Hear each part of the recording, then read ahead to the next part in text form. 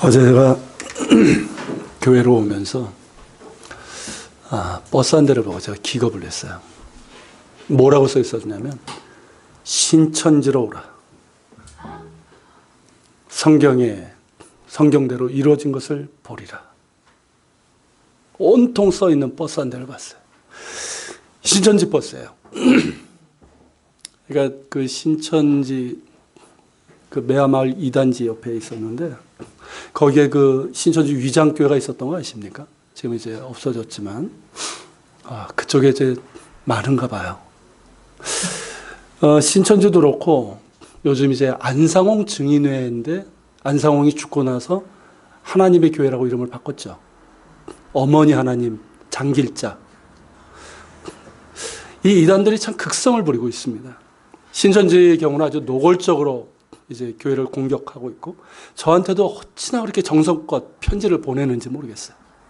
팍팍 찢어서 버리는데 그렇게 이제 교인들을 노략질을 하고 안상홍 증인회였다가 하나님의 교회로 이름을 바꾼 그런 이단들의 경우는 사실 이게 장길자교라고 해야 돼요. 예전에 안상홍 교면 이제는 장길자교인데 그러니까 이 상처가 많은 요즘 상처들이 많잖아요. 그리고 고독하잖아요. 그러니까 이제 따뜻한 분위기로 포장을 해요. 어머니 하나님. 그러면서 우리 교회가 많이 하던 구제를 흉내내요. 돈이 많으니까. 그래가지고 막 물량으로 이렇게 막 공사하면서 그런 이미지를 구축해 나가고 있어요. 그리고 그들에게 넘어가는 교인들 수도 뭐 지금은 뭐 많이 줄었지만 한동안 적지 않았어요. 그리고 대학가에서는 선교단체들보다 이단들이 더 적극적으로 포교를 하고 있다고 그럽니다. 그러다 보니까 뭐 제가 우리 오담비 전사한테 얘기 들었는데 그 이단들에 대항하는 선교단체인지 뭔지 생긴 게 하나 있대요. 이단 엽착이라고. 이단들을 이제 물리치는. 어쨌든 참 심각한 상황이에요.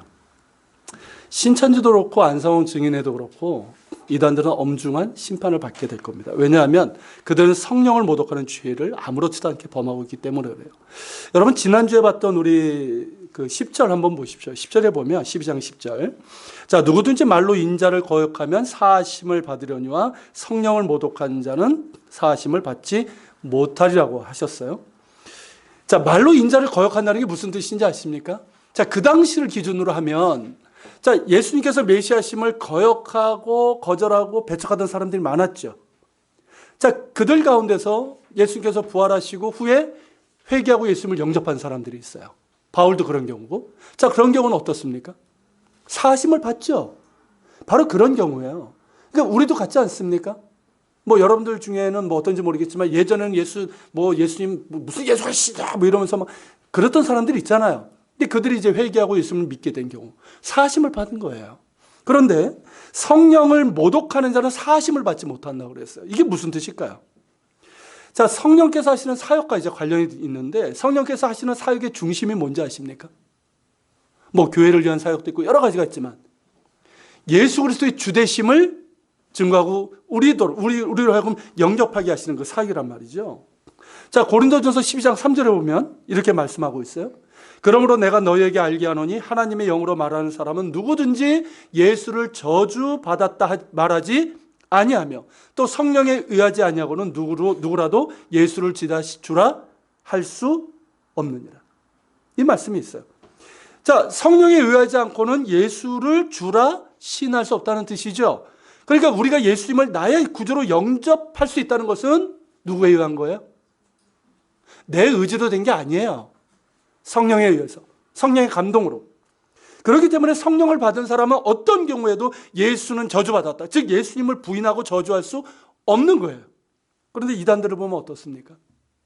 처음에는 정통교회와 비슷한 것처럼 얘기를 해요. 똑같이 성경 얘기하고 예수 얘기해요. 그리고 더 친절해. 근데 점차 뭘 얘기합니까? 자신들의 교주가 재림 예수나 보혜사 성령이나 심지어 하나님이라고 가르치십니다. 신천지에서는 교주 이만희가 보혜사 성령이고 그리고 자기들한테만 조용히 얘기를 해요. 예수님이 인류 구원의 사역을 완수하는데 실패해서 자기가 다시 왔다고. 재림 예수라고. 통일교회 무선명하고 똑같아요. 자, 안상홍 증인이었던 이 하나님의 교회에서는 자기가 뭐 1조 3천억 살인가? 그렇게 하나님이 됐다가 죽었죠. 냉면 먹다가 뇌졸중에 걸려가지고 죽었어요. 그 안상홍이. 안상홍이가 이제 아버지 하나님이고 성령이래요. 그리고 그의 신부인 장길자. 부인도 아니에요, 사실은. 이 장길자가 어머니 하나님이고 주라고 시인하면 구원을 받는다. 그렇게 가르친단 말이에요. 기절할 노릇 아닙니까? 아니, 그냥 상식적으로만 봐도 어때요? 사기예요, 사기. 거짓이에요. 그런데 여기에 미혹된다는 거예요. 멀쩡한 사람들이. 멀쩡한 건 아닌 것 같아요. 어쨌든 많은 사람들이. 여러분, 사탄은 미혹하는 영이고 거짓의 압이라고 했는데 그런 역사가 있는 거예요. 사람들의 상처, 욕심 이런 것들에 역사하는 거예요. 여러분, 깨어 있어야 됩니다. 정말 정신 차리고 믿어야 돼요. 정말 정신 차리고 믿어야 돼요. 마지막 때에 성도들이 구할 은사가 있어요. 성경에 말해요. 마지막 때 성도들이 구할 것이 뭔지 아십니까? 영분별의 은사예요. 영분별의 은사. 정말 제대로 말씀을 배우고 예수 그리스도의 복음으로 거듭나야 됩니다. 성령은 진리의 영이시기 때문에 말씀에 굳게 선 사람은 거짓을 능히 구분할 수 있어요. 분별할 수 있어요. 그리고 이단들이 이렇게 날뛰게 된 데는 정통 교회 그리고 교인들이 바르게 서 있지 못함이 큰 원인이라는 것을 부인할 수 없어요. 뭐 지금 하는 거 보면 이단이나 교회나 이게 뭐 별로 다를 게 없는 그런 짓들을 하고 있으니까 말이죠.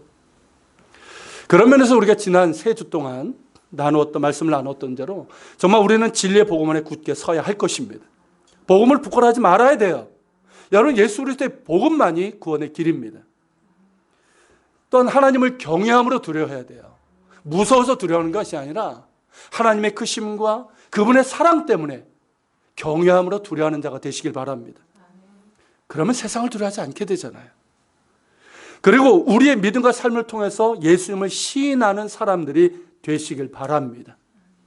그렇게 우리가 진리의 복음 안에 굳건히 서서 복음을 전할 때, 그리고 하나님을 경외함으로 두려워하고 우리의 믿음과 삶을 통해서 예수님을 시인하고 증거하는 삶을 살아갈 때 거짓은 설 자리를 잃고 맙니다. 예수 그리스도의 복음 위에 서시고 복음 안에 살고 복음의 능력으로 살아가는 우리 모두가 될 수 있길 바랍니다. 설령 신천지가 위장해서 우리 가운데 들어와도 여기는 내가 있을 곳이 아니고 떠나갈 수 있는 그런 교회가 될 줄로 믿습니다. 자, 이단이 생겨나고 많은 사람들이 이단에 빠지는 이유 중에 하나가 뭐냐면 탐심이에요. 탐심. 오늘 본문에서 여러분 탐심의 문제가 나오죠. 이단들 역시 탐심이 그 바탕에 있어요. 자, 이단의 교주들 영적 교만도 있지만 이 탐심으로 인해서 자신이 하나님이 되려고 하는 거 아닙니까? 그죠? 그러면서 그것으로 인해서 사람들을 미혹하면서 엄청난 부와 권력을 장악하게 됩니다. 여러분, 신천지나 이 장길자 무리들 엄청나게 돈이 많은 거 아시죠? 어마어마합니다, 여러분. 그리고 북한처럼 신자들을 꼼짝달싹 못하게 만들어요. 흰옷 입으라면 다 흰옷 입어요. 그리고 뭐 교주가 시키는 대로 다 하잖아요. 얼마나 열심히 하는지 몰라요. 참 큰일입니다. 엄청난 부와 권력을 장악하고 있어요. 이단에 빠지는 사람들도 마찬가지예요. 여러 가지 이유, 상처도 있고 여러 가지 이유가 있겠지만 그 원인 중에 하나는 탐심이라고 볼 수 있어요. 자, 오늘 본문의 말씀처럼 여러분, 우리가 신앙생활하는 이유가 뭡니까? 예수님께서 뭐라고 말씀하셔요? 하나님께 대하여 부요한 자가 되라고 하셨죠. 하나님께 대하여. 하나님께 대하여 부요한 자가 되는데 거기에 관심 있는 것이 아니라 하나님을 통해서 무언가를 얻으려고 하는 거예요. 하나님 아닌 다른 것들, 그런 것들로 부요하려고 하는 거예요. 그러니까 어떨까요? 아무리 교회를 다니고 심지어 장로, 권사, 집사의 직분을 맡아도 그 안에 예수가 없고 성령이 없고 말씀이 없는 거예요. 그러니까 이단의 속임수에 빠져들고 마는 것이죠. 여러분, 사람의 탐심의 지배를 당하면요, 사탄의 노력질하는 그런 사냥감이 되고 맙니다. 정말 주의해야 됩니다. 그래서 예수님께서 모든 탐심을 물리치라 말씀하시는 거예요. 여러분, 이단뿐만 아니라 이 탐심은요, 사실 인간의 보편적인 죄라고 할 수 있어요. 이 말은 뭐냐면 누구든지 탐심에 빠질 수 있고 탐심에 지배당할 수 있다는 거예요. 여러분, 탐심이 헬라어로 무슨 뜻인지 아십니까? 원뜻이 더 움켜진다는 뜻이에요. 단순한 욕심이 아니란 말이에요. 더 움켜지는 거예요. 자, 나만 가지려고 하는 것이고요. 그리고 더 가지려고 하는 거예요. 충분한데도 더 움켜쥐려고 하는 거예요. 이게 탐심이에요. 이해가 되십니까? 자, 에덴에서의 범죄도요, 뭐 교만일 수 있지만 탐심으로도 볼 수 있어요. 자, 하나님의 은혜 가운데 모든 것을 허락해 주셨어요. 그런데도 불구하고 인간은 하나님처럼 되려고 하는 탐심을 갖게 돼요. 여러분, 선악과는 하나님의 주권을 상징하는 거예요. 그것을 내 것으로 만들면 이 에덴의 모든 것이 내 거가 되는 거야. 그 탐심이죠. 그 탐심의 죄가 아담의 후손인 우리 모두에게 마치 유전자처럼 우리 안에 내재되어 있어요. 언제 그 탐심이 나타날지 모르고 탐심의 지배를 당할지 모르고 심지어 탐심의 노예가 될 수도 있습니다. 성경은 탐심이 죄라고 분명히 밝히고 있고요. 그리고 모든 탐심은 물리치라고 말씀하고 있습니다. 탐심과 욕구는 달라요. 욕구 자체는 나쁜 게 아니에요. 그렇죠? 우리 안에 욕구, 그리고 욕심 중에서도 긍정적인 것들이 있어요. 그리고 그런 욕심을 통해서 발전하는 부분들도 많고요. 그렇지 않습니까? 그렇지만 여러분, 이 탐심은 악한 거예요. 그러니까 이 탐심과 욕구가 다른데, 예를 들면 이 욕구. 자, 식욕, 욕구죠. 나쁜 겁니까? 식욕이 없으면 그분은 큰일 납니다. 큰일 납니다. 여러분, 식욕은 생존을 위한 욕구잖아요. 먹어야 돼요. 먹어야지만 살아요. 그리고 맛있는 것을 먹고 싶은 것 어때요? 좋은 거예요. 당연하고, 그건 맛있는 거 먹고 싶은 게 그게 본능적인 욕구예요. 그런데 그것이 탐심이 될 때, 즉 식탐이라고 그러죠. 그것은 죄가 될 수 있어요. 나만 먹겠다는 것이고 이미 충분한데도 만족하지 못하는 거예요. 계속 탐하는 거죠. 그것은 죄가 될 수 있고, 그리고 건강에도 매우 좋지 않습니다. 자, 개인뿐만 아니라 기업의 식탐도 있고요. 국가의 식탐도 있는 거 아시죠? 무슨 뜻인지 아실 거예요. 대기업이 골목 상고까지 다 먹어버리는 식탐이고요. 강대국이 이 약소국을 마구 쥐고 흔들면서 약탈하는 그런 식탐이에요. 그로 인해서 여러분, 얼마나 많은 사람들이 고통당하고 굶주리고 죽어나가고 있는지 모릅니다. 탐심은 죄악이에요. 성 자체도 그래요. 여러분, 성 자체는 하나님께서 주신 선물이고 아름답고 귀한 거예요. 성욕도 자연스러운 거예요. 그런데 성이 탐심이 될 때, 즉 나의 성욕을 채우기 위해서 다른 사람을 수단화하고 폭행하고 착취할 때, 그 죄가 되는 거죠. 매매춘, 우리 사회에 아주 심각한 이 관음증, 성희롱, 성폭행, 이런 것들이에요. 여러분, 일제 위안부도 뭡니까? 위안부 이 범죄도 탐심의 범죄예요. 그리고 돈이죠. 우리의 가장 실제적이고, 오늘 본문도 사실 이 돈 문제에 대한 거거든요. 여러분, 돈 자체는 죄가 아닐까요? 돈은 죄가 아니에요. 돈은 절대 죄가 아니에요. 세상을 살아가면서 우리는 돈이 필요하고 열심히 일해서 버는 것은 좋은 거예요. 그런데 돈을 사랑하는 것, 즉 돈에 대한 탐심은 죄가 됩니다. 그 탐심으로 인해서 어떻게 될까요? 돈에 대한 정말 탐심을 갖게 되면 어떻게 되는지 아시겠어요? 수단과 방법을 가리지 않아요. 그때서부터 불법을 저지르게 되고 다른 사람의 것을 빼앗게 되고 심지어 죽이기까지 합니다. 직간접적으로 말이죠. 이런 일들이 여러분, 우리 사회에 얼마나 많은지 아십니까? 우리 주변에. 이 탐심의 문제인 거예요. 이 탐심 때문에 인간이 에덴에서 쫓겨나게 된 것이고, 인류 역사의 모든 범죄를 한번 보십시오. 탐심이 그 원인이에요. 오늘 본문에서도 비슷한 문제가 발생합니다. 자, 1절에서 보는 것처럼 엄청나게 많은 사람이 모여들었죠. 예수님께서 이제 제자들에게 하시는 말씀, 그게 끝나고 나서 무리 중에 한 사람이 예수님께 나와가지고 무언가를 요청합니다. 그게 이제 13절인데 뭐라고 요청해요? 선생님, 내 영을 명하여 유산을 나와 나누게 하소서. 재산 분배를 지금 얘기하고 있어요. 자, 이 사람이 유산 이야기를 하는 걸 보면 일단 부모님이 돌아가신 것 같고, 그리고 부모의 유산을 형이 독차지한 것 같아요. 모세 율법에 따르면 이 재산 분배에 있어서 장남은 2배를 받게 됩니다. 그러니까 형제가 둘밖에 없다고 하면 형이 3분의 1을 받고 동생이 3분의 1을 받도록 되어 있어요. 그런데 형이 동생의 몫까지 다 차지해버린 거겠죠. 그래서 화가 난 거예요. 그래서 예수님에게 와서 형에게 명령해서 유산을 나와 나누게 해달라는 거예요. 참 유산 문제. 혹은 이미 유산을 받았는데 다 탕진하고 나서 손을 벌렸을 수도 있어요. 지 몫을 받아 다 탕진하고 나서, 그리고 형한테 형 나도 돈 좀 줘. 근데 형이 야멸차게 거절한 거죠. 그러니까 내가 어려운데 조금 더 주지 않는 형이 미웠던 거죠. 그렇게 볼 수도 있는 거예요.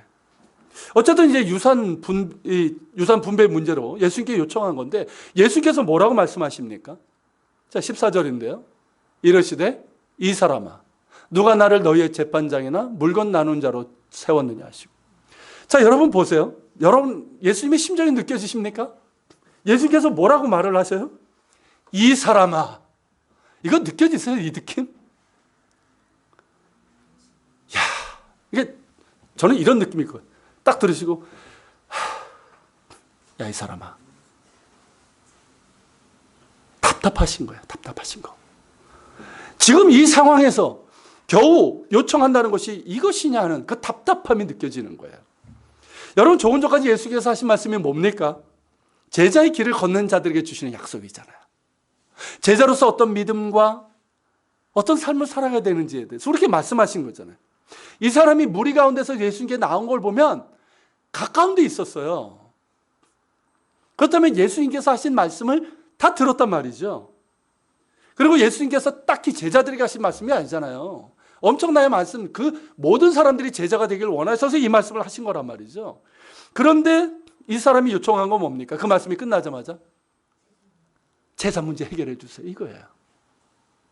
그러니까 답답하신 거죠. 저는 이 모습에서 이런 장면이 생각이 나요. 그런데요, 주님. 이런 모습 아닐까요? 그죠? 예를 들면 이런 거예요. 주의 말씀 이렇게 듣고, 뭐 설교를 통해서든 이 성경 말씀을 통해서든 듣고, 예, 좋은 말씀이고요. 제가 무슨 말씀인지 알겠는데요. 그런데요, 주님. 제가 원하는 건요, 그게 아니고 이거예요. 이런 모습인 것 같아요. 여러분, 이 사람이 다 그런 거 아닙니까? 예, 주님 좋은 말씀이고요. 무슨 말씀인지 알겠는데요. 그런데요, 주님 제가 원하는 거 그거 아니고요. 형이 유산을 다 가지려고 하는데 이건 명예서 제가 갖게 해주세요. 어째 우리에게 좀 익숙한 모습 아닙니까? 우리에게 흔히 볼 수 있는 그런 모습은 아닐까 싶어요. 분명히 우리가 성경을 통해서든 또 설교를 통해서든 주님께서 하시는 말씀이 있는데 그 말씀에 대해서 우리는 어떻게 받고 있습니까? 뭐 때로는 우리가 정말 아멘하면서 정말 마음에 받기도 하지만 어떨 때는 어떻습니까? 예, 주님, 그런데 주님 좋은 말씀이고 무슨 말씀인지 알겠는데 그런데 주님 그건 말고요. 그건 말고요. 제가 원하는 건 이거거든요. 이러면서 자신을 주장하고 있지는 않습니까? 왜일까요? 겨우 탐심 때문 아닐까요? 내 안에 있는 욕심 때문에 그런 것 아닐까요? 그러니까 주님의 말씀보다 내 문제가 앞서는 거예요. 순종보다는, 말씀에 대한 순종보다는 나를 주장하고 있는 거예요. 그러니까 주님의 말씀이 다 들리지 않죠. 온전히 들리지 않아요. 심지어 듣지 않게 돼요. 말씀이 들리지 않는단 말이죠. 탐심은요, 철저하게 모든 관심을 나에게 집중시킵니다. 경험적으로 아시잖아요. 탐심은 모든 관심을 철저하게 나에게 집중시켜요. 그래서 내 문제밖에 보이지 않아요. 내 문제밖에. 그러니까 오로지 내가 원하는 것밖에는 보이지 않아요. 다른 사람도 보이지 않고요. 그러니까 주님이 보일까요? 보이질 않아요. 그러니까 어떻습니까? 알겠고요. 네, 좋은 말씀인지는 알겠는데 제가 정말 원하는 것은요, 그게 아니라 이거예요. 이러는 거 아니겠습니까? 그래서 예수님께서는 이 사람의 문제가 바로 탐심에 있다는 것을 말씀하시는 거예요. 여러분 15절을 한번 보십시오. 그들에게 이르시되, 같이 읽습니다. 그들에게 이르시되 삼가 모든 탐심을 물리치라. 사람의 생명이 그 소유에 넉넉한 데 있지 아니하리라 하시고. 자, 이 사람의 말만 보면 누가 잘못한 것 같아요? 형이에요, 형.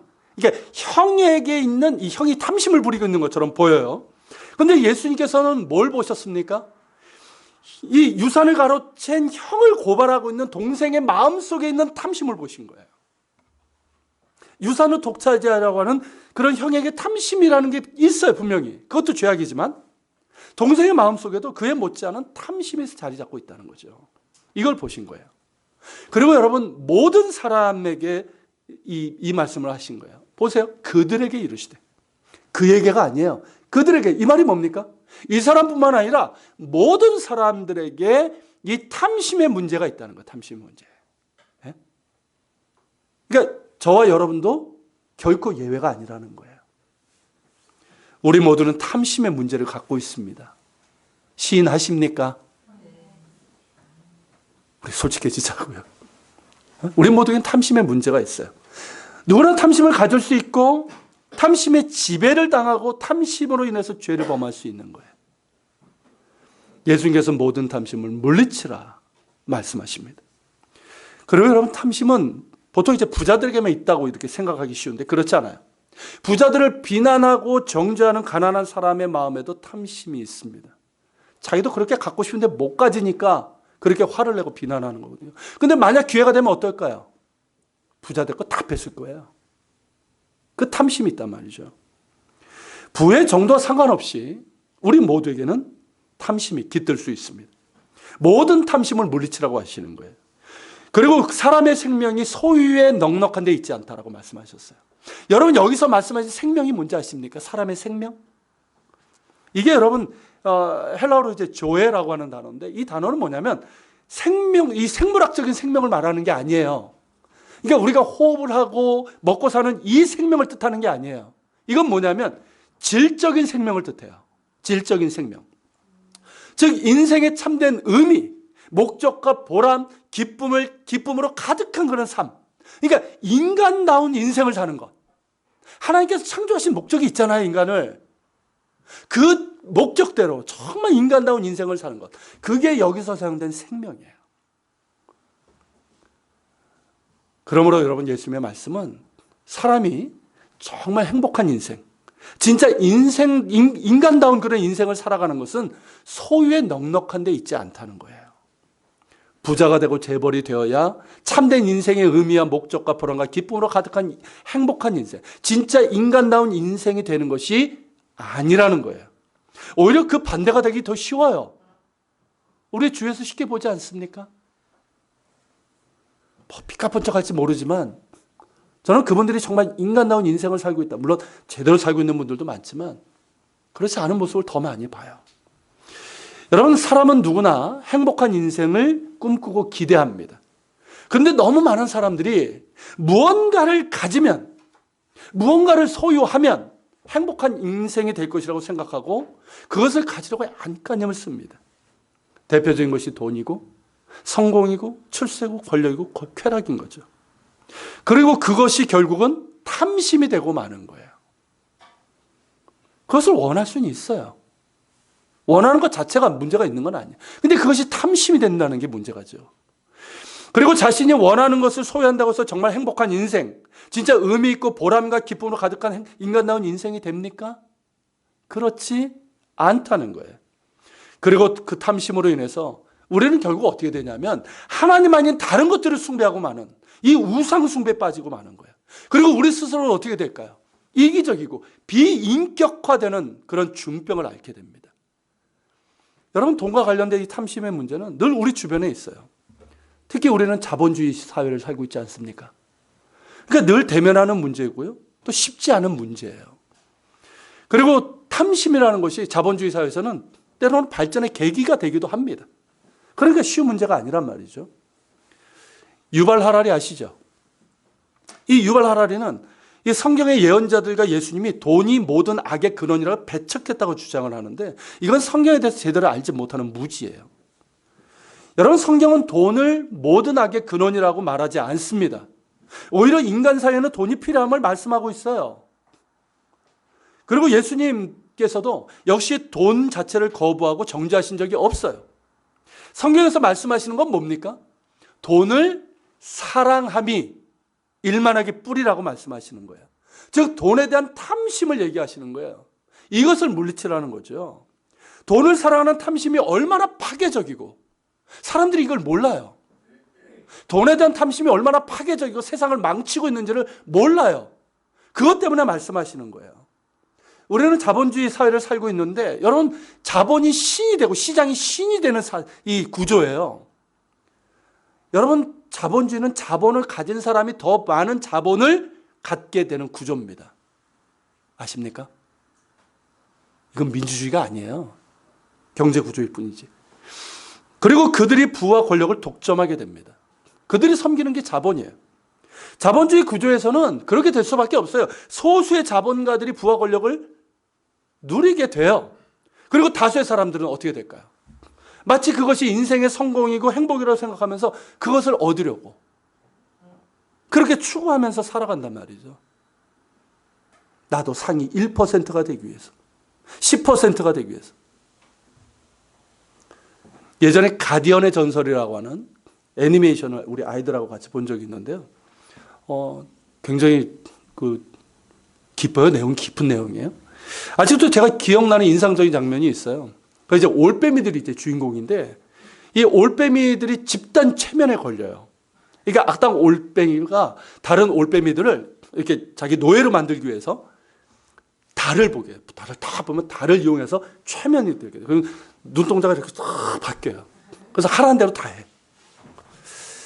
근데 그 장면을 보면서 지금 많은 사람들이 그런 것은 아닌가 하는 생각이 드는 거예요. 올빼미들이 달을 보고 최면에 걸린 것처럼 많은 사람들이 이 최면에 걸려 있는 것 같아요. 돈만 가지면, 내가 부자만 되면, 돈과 권력을 가지면 행복한 인생이 될 거라. 이런 최면이죠. 실제로 돈이 주는 만족이 있거든요. 그렇잖아요. 돈이 있으면 내가 얻을 수 있는 것들이 있어요. 그러니까 더 속는 거죠. 그러니까 세상은 어떻게 될까요? 더욱더 물질주의, 이 물질 만능주의 사회가 되는 거예요. 돈이 하나님 되고 탐심이 지배하고 사람을 타락시키는 세상이 되고 마는 거예요. 교회 역시 그 탐심의 노예가 되고 있는 지경 아닙니까?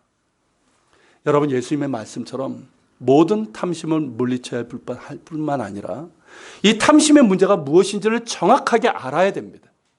그런 가운데서 탐심으로부터 어떻게 해방될 수 있으며 그래서 어떻게 진정한 행복한 삶을 살아갈 수 있는지 우리가 알아야 되는 거예요. 그렇기 때문에 여러분 우리에게 너무나 중요한 교훈이고 이 말씀을 붙들고 살아야지만 이 세상에서 그리스도인으로서 주님의 제자로서 그리고 하나님 나라의 백성으로서 제대로 살아갈 수가 있습니다. 자, 예수님께서는 왜 이 소유에 대한 탐심이 행복한 인생으로 이끌지 못하고 오히려 파국으로 이끄는지를 비유를 통해서 말씀하셨어요. 이른바 어리석은 부자의 비유죠. 자, 당시 농경시대니까 어떤 사람이 부자일까요? 농경시대. 네? 땅 부자죠. 뭐 지금도 사실 그렇긴 하지만 어쨌든 밭을 많이 가진 사람이 부자예요. 이 사람에게는 밭이 많았고요. 그리고 소출이 풍성했어요. 얼마나 추수가 많이 됐는지 추수할 이 곡식을 쌓아둘 창고가 모자랄 정도였어요. 와, 부러워요? 자, 이 부자가 하는 말을 들어보시죠. 16절서부터 19절인데 한번 여러분 성경 보세요. 자, 이 사람의 말에서 가장 반복돼서 나오는 말이 있어요. 단어가 있어요. 뭡니까, 여러분? 계속해서 반복적으로 사용되는 단어가 있어요. 뭘까요? 뭘까요? 나라는 단어예요. 나. 그죠? 내가, 내 곳간, 내 모든 곡식간 물건, 내가 내 영혼에게 말하는 것마다 나라는 단어가 반복되어서 강조되고 있어요.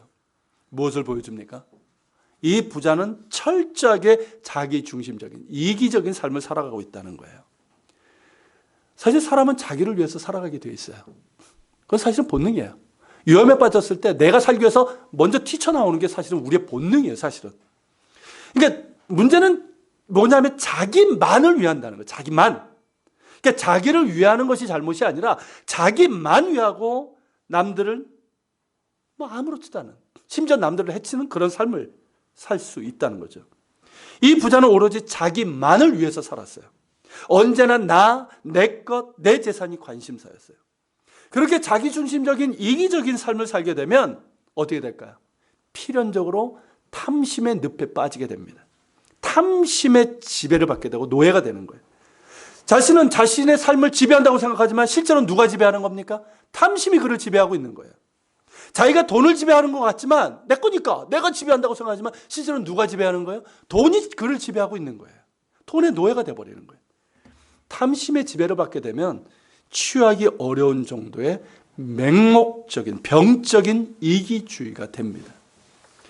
그리고 탐심의 또 다른 문제는 뭐냐면 이웃과의 관계를 단절시킨다는 거예요. 이 부자에게서 이웃을 생각하거나 이웃을 사랑하는 그런 모습이 보입니까? 그렇지 않아요. 오로지 자신만을 위한 것이고 자신이 더 많이 갖는 것이 최고의 관심사예요. 나밖에 없는 사람이에요. 여러분, 이 부자가 많은 소출을 얻기 위해서 얼마나 많은 사람들의 도움과 참여가 있었는지 우리는 알 수 있잖아요. 뭐 쉽게 말하면 뭐라고 그러죠? 소장농이라고 그러나요? 그죠? 그리고 같이 종이든 어쨌든 일하는 사람들이 많았다면 그들이 땀을 흘려서 정말 수고한 게 있단 말이죠. 그리고 무엇보다 하나님께서 햇빛을 주시고 비를 내려주셨기 때문에 많은 소출을 거둘 수 있었던 거예요. 그럼에도 이 부자는 자신의 성공이 누구의 것? 오로지 내 힘으로 이룬 것, 내 것이라고 생각하는 거예요. 내가 잘나서 된 것이라고 생각을 합니다. 그러니까 나만 잘 살면 그만인 거죠. 나만 잘 살면 되지, 내 거니까. 이웃이 어떻게 되든 이웃이 굶든지 병들지 내가 알 바 아니죠. 여러분, 전도서 30장 15절에 보면 그런 비유가 나와요. 거머리에게 두 딸이 있답니다. 근데 두 딸이 계속해서 하는 말이 뭐냐면 다오 다오 한다는 거예요. 거물이 뭔지 아시죠? 동물의 몸에 다 불러서 피를 빱니다. 언제까지 피를 빨까요? 이분이 한 요 정도 되면 충분히 채워졌는데도 계속 빨아서 탱탱해지죠. 예전에 거머리에 물려보신 분 알 거예요. 탱탱해져요. 그래도요 끝까지 안 나요. 안 떨어져요. 그 거머리는 계속해서 타오 타오 한다는 거죠. 타오 타오. 여러분, 이것이 뭐에 대한 비유일까요? 탐심에 대한 거예요. 탐심. 탐심이 바로 그러하다는 거예요. 사람이 탐심의 지배를 받게 되면 이렇게 되는 거예요. 만족이 없어요. 거머리처럼 끝까지 다오 다오 다오 하는 거예요. 그런 탐심의 지배를 받고 있는 사람에게서 이웃을 기대할 수 있을까요? 이웃을 기대할 수 있을까요? 정말 이웃과 나누고 이웃의 어려움과 굶주림을 돌아보는 사랑을 기대할 수 있을까요? 탐심에는 이웃이 없어요. 만족이 없기 때문에 이웃도 없고 이웃 사랑도 없어요. 탐심은 이웃을 향해 문을 닫게 만듭니다. 아주 무서운 죄예요. 그리고 탐심의 가장 큰 문제는 하나님과의 단절이에요. 여러분, 성경이 우리에게 눈이 강조하는 게 뭡니까? 하나님이 우리의 주인이시라는 거죠. 하나님이 온 우주를 창조하셨고 우리를 지으셨습니다.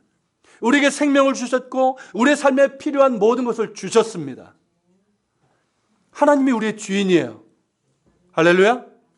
물질 역시 하나님이 주인이시고 그러기에 하나님의 뜻대로 물질을 사용하고 물질을 관리해야 되는 거예요.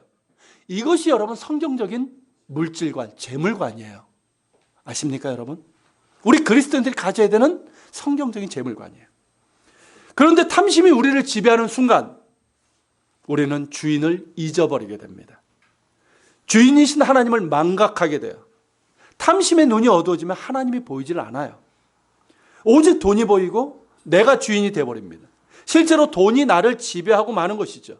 하나님이 보이지 않으니까 자신이 주인 노릇하는데 그럴수록 어떻게 될까요? 더욱더 하나님과 멀어지게 되는 거예요. 탐심의 지배를 받으면 내가 탐하고 갖고 싶어하는 것이 내 삶의 주인이 됩니다. 그게 우상숭배죠. 그래서 탐심은 곧 우상숭배니라 말씀하고 있는 거예요. 예수님께서 왜 탐심을 물리치라고 하시는지 아십니까? 이해가 되세요? 여러분, 탐심은 가장 큰 문제는 하나님의 주인 되심을 망각하게 만드는 죄라는 거예요. 하나님과의 관계를 단절시켜버려요. 그렇다면 여러분, 이 탐심을 물리쳐야 되는데 그럼 어떻게 될까요? 그 첫 번째는 뭐냐면 나의 주인이 누군지, 물질의 주인이 누구인지를 날마다 확인하는 삶을 살아야 됩니다. 여러분 20절 한번 보십시오. 같이 읽겠습니다. 하나님이 이르시되 어리석은 자여 오늘 밤에 내 영혼을 도로 찾으리니 그러면 내 준비한 것이 누구의 것이 되겠느냐 하셨으니. 자 보세요. 자 부자는 내 것, 내 곡식, 내 곳간 온통 나라고 하면서 영혼도 뭐라고 그랬어요? 내 영혼, 이게 내 생명이라고 그랬어요. 그렇죠? 자기 생명도 자기 것이라고 생각했어요. 그런데 하나님께서 네가 너의 것이라고 생각하는 너의 영혼을 오늘 밤 내가 찾으면 즉 그 생명을 거두가면 네 것은 전부 누구의 것이 되겠느냐 하시는 거예요. 누구의 것이 될까요? 다 내 거야. 그날 밤 죽었어요. 누구의 것이 될까요?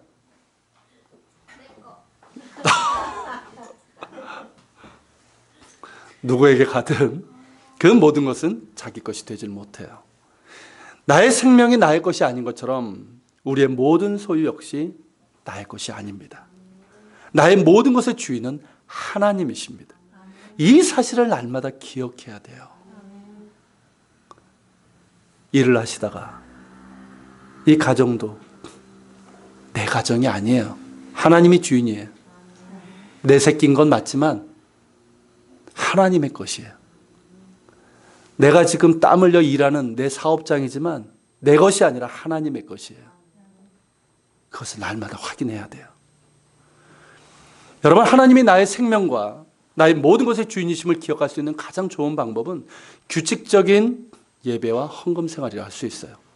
여러분, 날마다 시간을 정해서 말씀과 기도로 하나님의 주권을 인정하는 삶을 살아야 됩니다. 그저 제가 지난주에도 말씀드렸지만 그저 바쁘게만 분주하게만 살아가서는 안 돼요. 날마다 시간을 내서 말씀과 기도를 통해서 하나님의 주인 되심을 우리가 확인해야 되고, 그리고 헨리 나우엔이 말한 것처럼 나는 하나님의 사랑을 받는 자잖아요. 할렐루야. 하나님의 사랑을 받는 자임을 내 영혼에게, 내 자신에게 선포하는 시간이 있어야 돼요. 그런 시간이 날마다 있길 바랍니다. 그러면서 주일 예배를 통해서 우리가 공동체로 함께 모여서 예배하면서 온 세상의 주인이시고 교회 주인 되시고 동시에 나의 왕이신 하나님의 주권과 통치를 찬양하면서 순종하고자 하는 그런 결단과 또 격려와 위로와 그런 삶이 있어야 되는 거예요.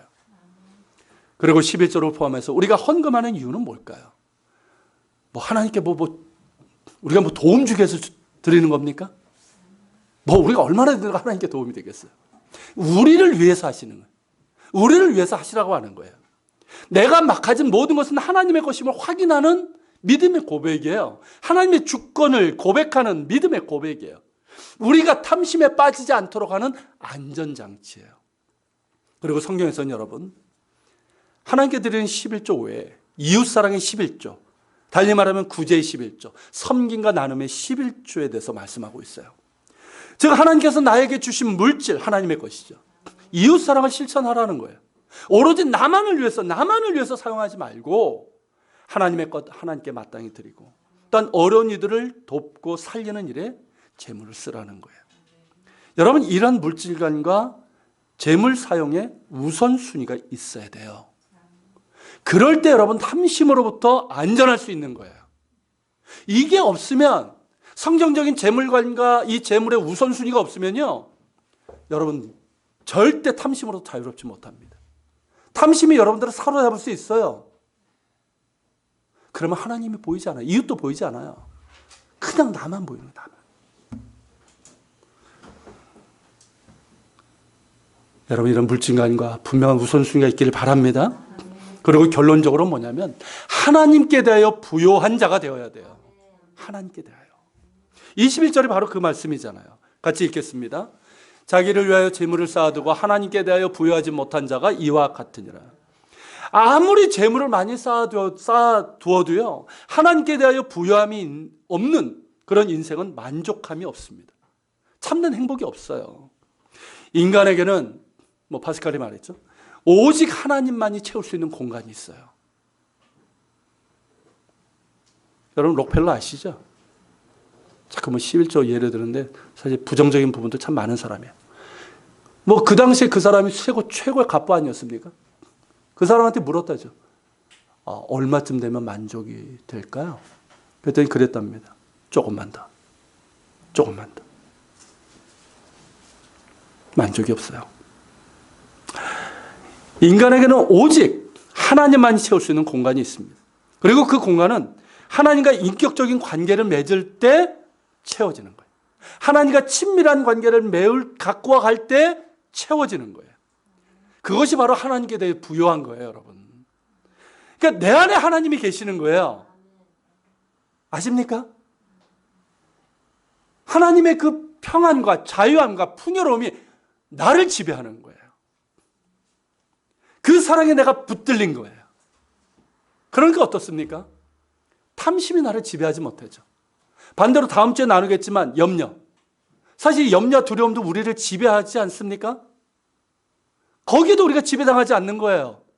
왜냐하면 하나님으로 내가 하나님 안에 있는데, 하나님의 사랑이 나를 붙잡고 계시는데, 하나님의 부여하심이 나에게 있는데,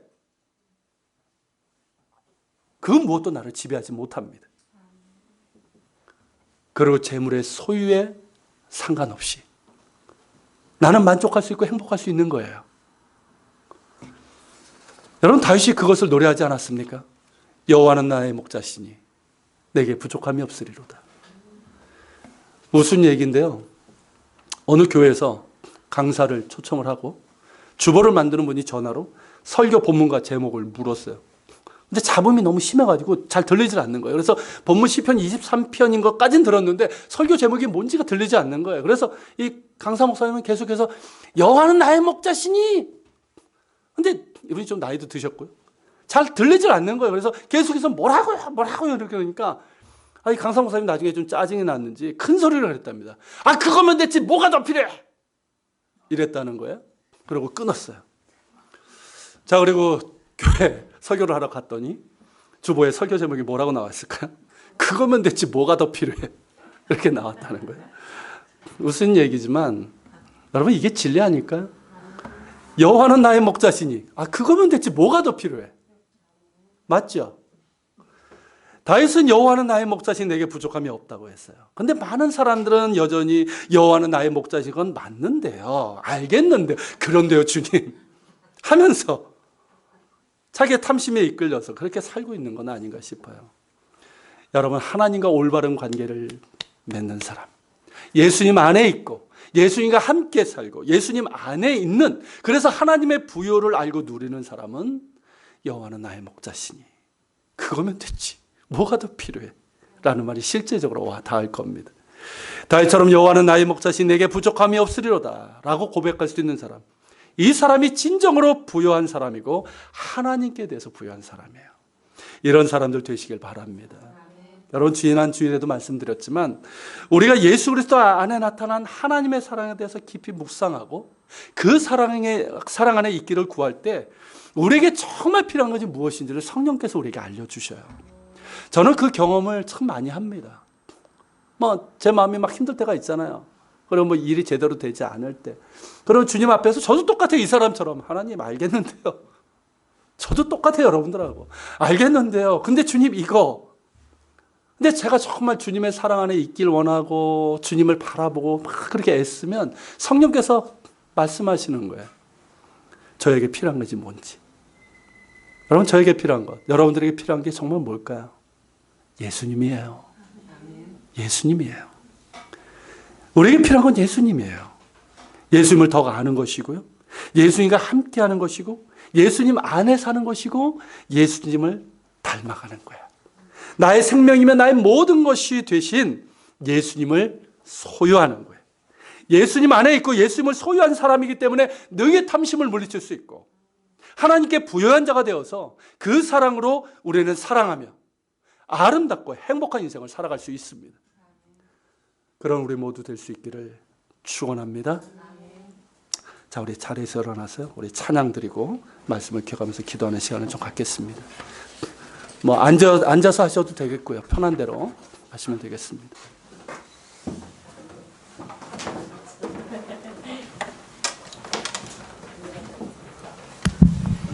다들 힘드신가 보요. 다 앉으셨네요. 자, 우리 말씀 기어서 찬양합시다. 세상의 부와 세상의 명예, 세상 자랑 모두 내려놓고 날 구한 십자가 날 지킨 보혈 주의 은혜를 깊이 생각합니다.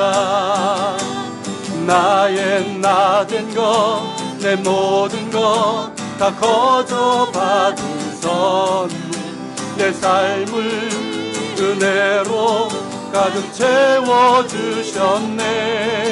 나의 나 된 것 내 모든 것 다 거저 받은 선물 내 삶을 주신 분께 다시 올려드리니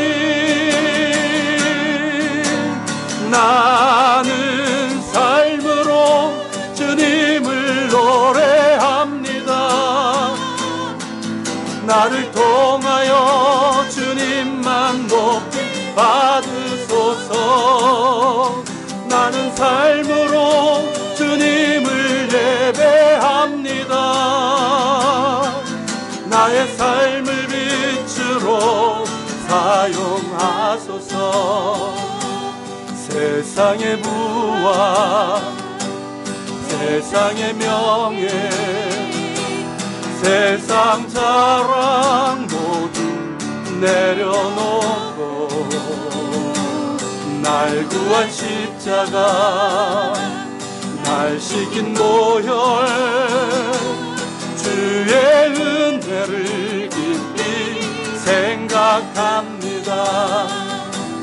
나의 나 된 것 내 모든 것 내 거저 받은 선물 내 삶을 은혜로 가득 채워주셨네. 나의 나 된 것 내 모든 것 다 거저 받은 선물 내 삶을 주신 분께 다시 올려드리리. 나는 삶으로 주님을 노래합니다. 나를 통하여 주님만 높임 받으소서. 나는 삶으로 주님을 예배합니다. 나의 삶을 빛으로 사용하소서. 나는 삶으로 주님을 노래합니다. 나를 통하여 주님만 높임 받으소서. 나는 삶으로 주님을 예배합니다. 나의 삶을 빛으로 사용하소서. 나의 삶을 빛으로 사용하소서. 우리 기도합니다. 기도할 때 오늘 주신 말씀을 기억합시다. 모든 탐심을 물리치라. 끊임없이 그런데요 주님 하면서 탐심에 이끌리는 우리들의 연약함을 고백하며 주님 주님께 붙들림 받게 하시고 하나님께 대하여 부요한 자가 되길 원합니다. 날마다 나의 주인 되시는 하나님을 바라보게 하시고 그 주인됨을 고백하며 살아가게 하여 주시옵소서. 오늘 말씀을 기억하면서 같이 기도하며 나아갑시다. 오 사랑하는 주님, 이 시간 기도하며 주님 앞에 나아갑니다. 거룩하신 하나님,